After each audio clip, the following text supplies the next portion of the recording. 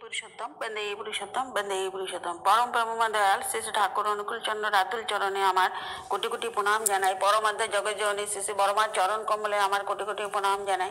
পরম পূজ্যপাদ শ্রী শ্রী বড়দার চরণ কমলে আমার কোটি কোটি প্রণাম জানাই। আচার্যদেব শ্রী শ্রী দাদার চরণ কমলে আমার কোটি কোটি প্রণাম জানাই এবং পূজনীয় বাবাইদার চরণ কমলে আমার প্রণাম জানাই। পূজনীয় অবিন্দার চরণ কমলে আমার প্রণাম জানাই। শ্রদ্ধেয় দাদা মায়েদের এবং গুরু ভাই বোনদের বন্ধু বান্ধবদের চেনা অচেনা দীক্ষিত দীক্ষিত হোক যারা শুনছেন বা শুনবেন, ইষ্ট সান্নিধ্যে থাকা সকল ভক্তবৃন্দ এবং সবাইকে আমার যথাযোগ্য স্থানে প্রণাম নমস্কার শ্রদ্ধা ভালোবাসা জয়গুরু জানাই।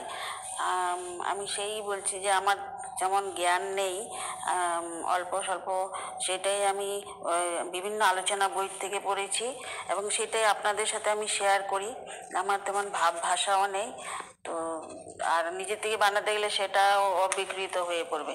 তো এখানে আমি আলোচনা প্রসঙ্গে পরম প্রেমময় শ্রী ঠাকুর অনুকূল চন্দ্রের সহিত যে কথাবার্তা হচ্ছিল শ্রদ্ধেয় শ্রী প্রফুল্ল কুমার দাসেদা, তো এখানে ঠাকুরকে জিজ্ঞাসা ঠাকুর সেদিন বসেছিলেন যে খেপুরদার বারান্দায় বসেছিলেন, তো সঙ্গে অনেকেই বসেছিলেন, যেরকম যতীনদা, শ্রদ্ধেয় কেশবদা, মণিদা, অজয়দা, সত্যদা।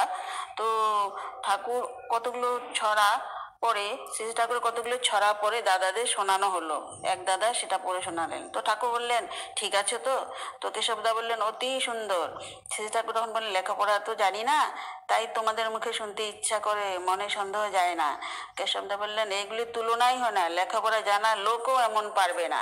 তখন শ্রী ঠাকুর বললেন তোমরা শুধু মুখে তারিফ করলে আমার কিন্তু সুখ হয় না। তখনই বুঝবো তোমাদের এইগুলি সত্যি ভালো লেগেছে যখন দেখবো তোমরা এই মতো চলছো। আমি তোমাদের মধ্যে বেঁচে থাকতে চাই, গুরু গোবিন্দের মতো বলতে ইচ্ছা করে।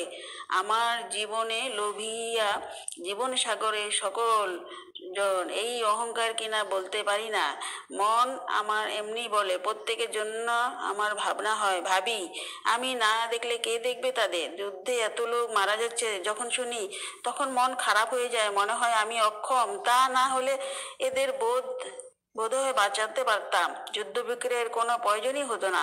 মমতার তুলনায় ক্ষমতা এত কম যে আফসোস আর ছাড়ে না, কিন্তু ক্ষমতা কমই বা বলি কি করে? আপনারা এতজন আছেন, আপনাদের ভিতরকার ভালোবাসাই আমার ক্ষমতা।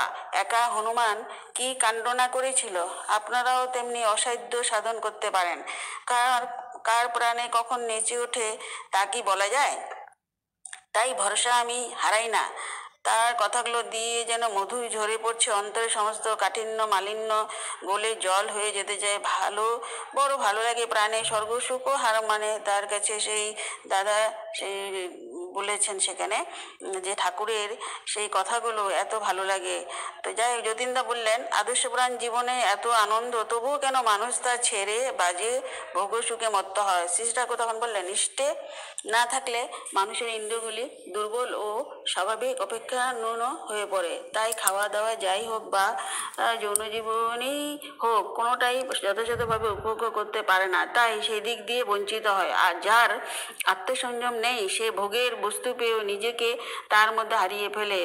যার নিজত্ব বজায় নেই সে নিজেই নেই হয়ে গেছে, সে আর ভোগ করবে কি? দেখেন সুখের ধারণা আমাদের কত বিকৃত হয়ে গেছে। মেয়ের বিয়ে যদি দিতে চাই, বরের বংশ ও ব্যক্তিত্বের মেঘাদারের কথা বড় করে না ভেবে খুঁজি কোথায় গেলে মেয়ে আমার রাজার হালে থাকবে, বামুন চাকর দাস দাসী তার ফরমাস খাটবে, মাটিতে পা টুকু ফেলতে হবে না, খাট পালঙ্গে বসে হুকুম চালাবে, দুঃখ কষ্ট অভাব অভিযোগের লেশমাত্র থাকবে না।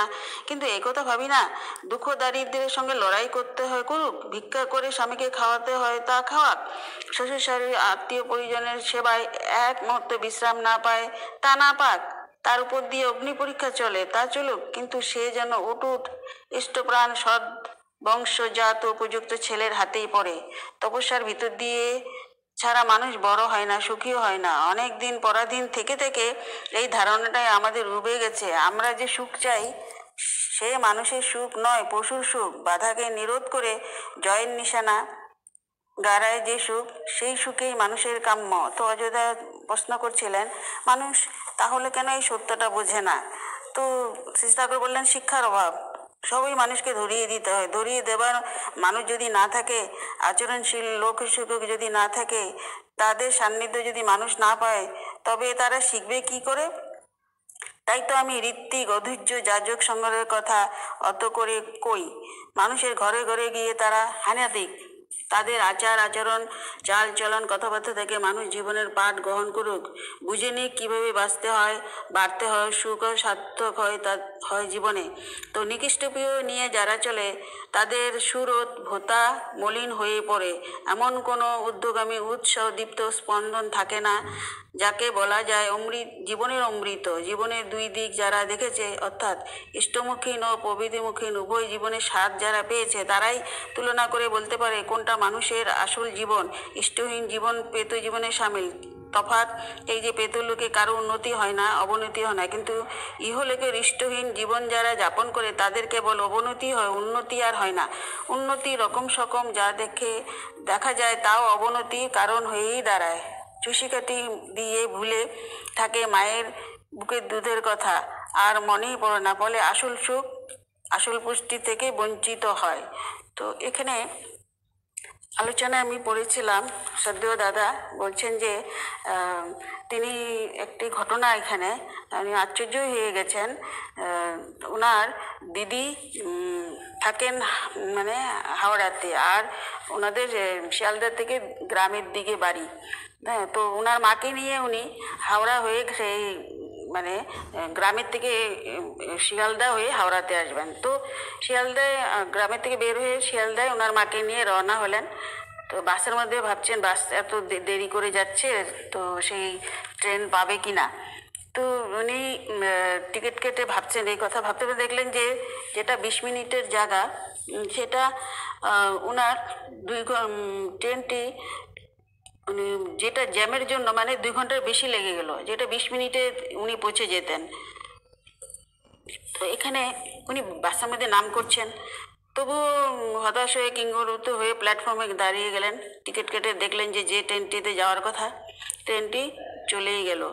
তো কি করবেন, পরের ট্রেন আসতেও দেরি হবে, তো যেতে যেতে দেরি হবে, কেননা পরের দিন ওনার দিদি মানে জামাইবাবুর অপারেশন হবে, সেই জন্য মাকে সেই ভাগনাকে দেখার জন্যই দিদির বাড়িতে নিয়ে যাচ্ছিলেন।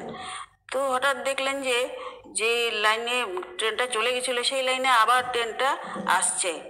তো সবাই অন্য পরিচিত কিছু নিত্যযাত্রীর উনি দেখলেন, তো জিজ্ঞাসা করাতে বললেন যে না, ট্রেনটি কিছু দূর যাওয়ার পরে মোটরে ওদের আগুন লেগেছে, তাই গাড়িটি ফিরে আসছে। তো 2 মিনিট আবার কিছুটা টাইম যাওয়ার পরে মাইকে ঘোষণা করলে ট্রেনটি ঠিক হয়ে গেছে, যাবে। তো ওনারা কী করবেন, তাড়াতাড়ি তাতে উঠে বসলেন এবং হতবাক হলেন। যে ট্রেনের কথা উঠবে ভাবেছিলেন, ঠাকুরের এত দয়া, শুধু তার জন্যে কি ট্রেনটি ফিরে এলো? তো অনেক মনে মনে ভাবতে ভাবতে তো এইটাই ভাবছিলেন যে আর যদি না যেতে পারলে অসুবিধা হতো, আর এবং কি করবেন না ভেবে ঠাকুরের নামই নিচ্ছিলেন এবং বিশ্বাসের সঙ্গেই করছিলেন, আর কি উপায় করবেন ভাবছিলেন। যাই হোক, ওনার সেই ট্রেনটি ঘুরে আসাতে ওনার লাভই হলো। তো আমরা এইভাবে ঠাকুরকে ধরে নিষ্ঠাযুক্ত হয়ে থাকতে হবে দড়ির দ্বারা। জয় গুরু, আপনাদের ভালো হোক, মঙ্গল হোক, ঠাকুরের চরণে এই নিবেদন করি।